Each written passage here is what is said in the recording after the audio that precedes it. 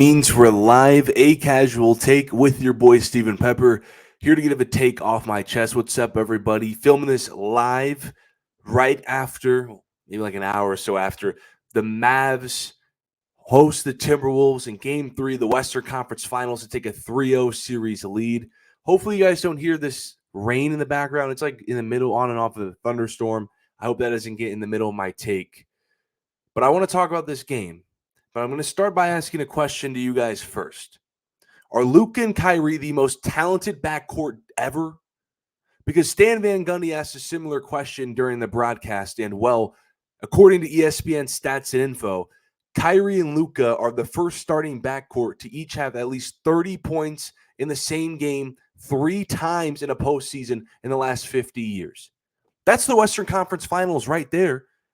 These games have all been close, and in both teams, the role players have been great. The difference in the series is Kyrie and Luka have cleared Ant and Cat.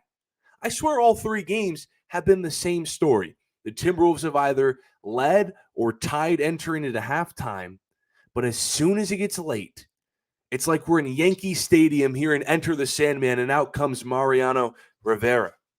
The Wolves duo cannot out-clutch the Mavs. Like, it's over. The game is over. The Wolves duo cannot out-clutch the Mavs because the Mavs are the best in the business.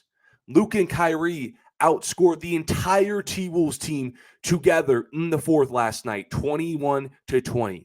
Kyrie had 13 fourth-quarter points in Game 2 and 14 in Game 3. Luka had 15 points in the fourth in Game 1 and hit the step-back winner in Game 2. Minnesota has no way to compete in those battles. Because if Dallas takes Anthony Edwards out of the game, who's he left with? Cat shooting 2 for 12 in the final quarter of the series? Like, they're not winning with that.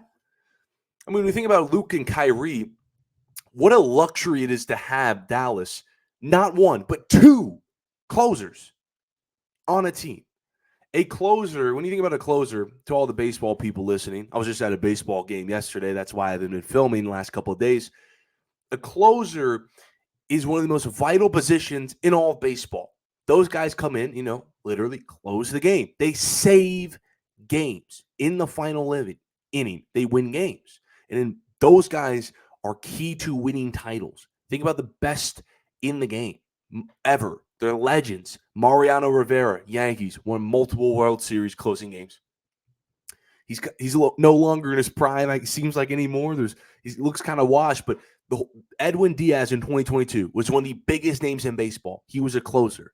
The trumpets was a big deal because when he got into the game, it was over. And in basketball, it's similar. In these playoffs, a lot of these games are tight, and you need somebody who can step up fourth quarter, hit some big-time shots to pull you out of spots. And Dallas has that in Luka Doncic. But not only does Dallas have that in Luka Doncic, they have that in Kyrie Irving as well. It's a luxury. Luka and Kyrie are the 2 best, maybe the top 2 in the business when it comes to closing games, clutch gene players. What makes them special is that they don't fold. They're not scared of the moment. They actually embrace the moment. They live and thrive to having the ball late in game. Blood pressure, heart rate doesn't go up. They can get practically every shot, any shot in a game.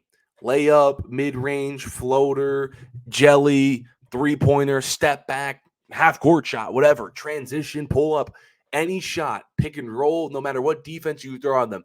Minnesota, by the way, is the best defense in the league. They're throwing athletic 22-year-old Anthony Edwards at Kyrie. They're throwing Jaden McDaniels all defense at Luka Doncic. It's not working. And not only what makes them so special down the stretch of games is they're not just great scorers. They also make the right plays. They make the right reads late in game. I think this was a tie game, 104-104. Could get this completely wrong, but it was tied. I remember Luka Doncic in transitions, bringing the ball up the floor. Kicks it over to Kyrie Irving on the wing, and then Kyrie makes the one extra swing pass to P.J. Washington in the corner for a clutch 3. Kyrie's also made that swing pass to P.J. Washington. I think it was game 1 for another big-time clutch 3. And then the dagger, pick and roll. Here comes Luka downhill, alley-oop pass to Gafford. They don't just score. They can also make the right reads. in the late game situations. And Luka Doncic said after the game, he said about Kyrie Irving, that's why they call him Mr. Fourth Quarter. He said that on Kyrie's fourth quarter performance. And you see the poster in the back. As a Cavs fan, I know everything about Kyrie. I know a little something or two about Kyrie in the fourth quarter. Kyrie in Cleveland might have hit a, big-time shot in a Game 7 in the NBA Finals. And Luka Doncic himself should call himself Mr. Fourth Quarter because he, the other night, just added another playoff buzzer beater in his young career. But the Dallas Mavericks are now 1 game away from appearing in the West and the NBA Finals. No team has ever come back from down 3-0. They're in a pretty good spot. Why are they in that spot? Because they might have the best offensive backcourt, most talented, not the best, I should clarify, most talented offensive backcourt in basketball ever. Stan Van Gundy suggested it.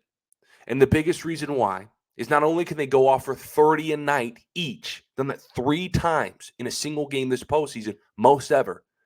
But when the game gets close, you need to win the game. They're there for you. Not one of them, both of them. But I appreciate everyone for tuning in this episode of A Casual Take. Some Casual Takes is the handle for all things social media. And I'll be back tomorrow to talk about Pacers, Celtics. See the Celtics sweep that one. But until